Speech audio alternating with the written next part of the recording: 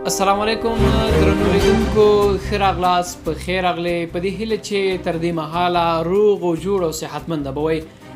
قدرمنو دوستانو دا د نوې ویډیو سره له یوې نوې موضوع سره مخامخ شوي یو تر څو تاسو لپاره هغه څه در وړاندې کړو چې په راتلونکي کې پیښیږي اټکل کیږي قدرمنو دوستانو 18 میاشتې تقریبا 18 میاشتې وشوې چې د دې 18 میاشتو ځنډ وروسته هغه د امریکا او طالبانو ترمنځ موافقه ترسره کیږي نن هغه ورځ ده چې په دغه 18 میاشتو کې بیلابیلو اشخاصو لیدنې کتنې ځورېږنې هغه څه چې په دې 18 میاشتو کې وشول ډېرې ستړیا څخه وروسته دا د نن هغې ورځې ته رسېدلي دي هغه طالب مرکچي او د ترڅنګ امریکا استازی دغو هغه ورځې ته رسېدلي دي چې تر څو یوې موافقه لاسلیک کړي قدرمنو کتونکو 40 کلنه جګړه چې افغانستان کې ښکېله ده دغه جګړه چې په افغانستان کې شتون لري له بیلابیلو اړخونو څخه له بیلابیلو اشخاصو څخه له بیلابیلو مافیایي کړیو څخه په لاره اچول شوې وه تر څو افغانان ذلیله کړي افغانان شهیدان کړي افغانانو ته په مختلفو برخونو کې ستونزې ایجاد کړي بنان نن هغه ورځ ده د خوشحالۍ ورځ ده چې تر څو موافقه لاسلیک شي ټاکل شوې ده چې په قطر کې د قطر په دوحه کې نن ورځ د فبروري 9 چې امریکا استازي او همدارنګه طالب استازو ترمنځ موافقه لاسلیک شي بنان په دې برخه کې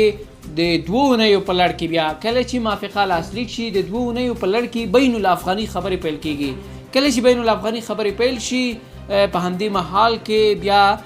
سوله رامنځته کیدونکې ده سوله شتون لري که څه هم تېره شنبه د تاوتریخوالي کمښت په تړاو موافقه لاسلیک شوله چې نیمه اوربند هم ورته ویلی شو له افغانستان څخه په کومو ولایتونو کې موږ داسې خبرونه لرو چې یا د دولت مخالفینو هغلته جګړه کړې وي یا یې زیان اړولی وي نو موږ ویلی شو چې دغه اوربند کمښت چې خلاص شوی دی تاوتریخوالي کمښت نن ورځ بشپړ شو تېره شپه بشپړ شو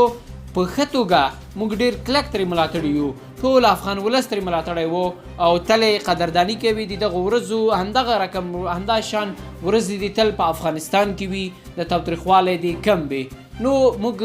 بیا هم ډاډ درکوو چې انشاءالله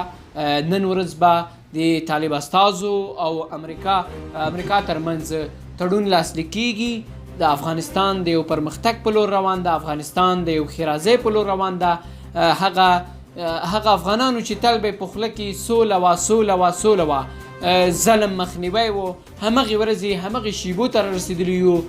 نو موږ سره واوسئ تر څو دغه شیبې تاسو ته ګام په ګام در ورسوو دغه شیبو څخه مو خبر کړو او د پښتو شو چینل سره واوسئ همدې ته ورته نور به ښې ښایسته ویډیوګانې تاسو سره شریکوو تر څو تاسو د سیمې او نړۍ له تازه احوالاتو له پلټنو څېړنو هغه ناشته ناڅرګند حقایقو څخه تاسو خبر کړو تاسو افغان ولس حق لرئ تر څو وکولی شئ چې ستاسو فکر لا روښانه شي د یو سرلوړي د یو د سوله ییز افغانستان په هیله په همدې هیله چې دغه موافقه لاسلیک شي او افغانستان ټول ولس ته یوه خوشحالي ور په برخه شي نو د نورو ویډیوګانو کتلو لپاره زموږ چینل در سره سبسکرایب کړئ تل له پښتو شو چینل سره واوسئ ښایسته ویډیوګانې او همدې ته ورته د سیمې او نړۍ له تازه احوالاتو څخه ځان خبروئ نو موږ چینل در سره سبسکرایب کړئ مننه چې تر دې مهاله راسره یاست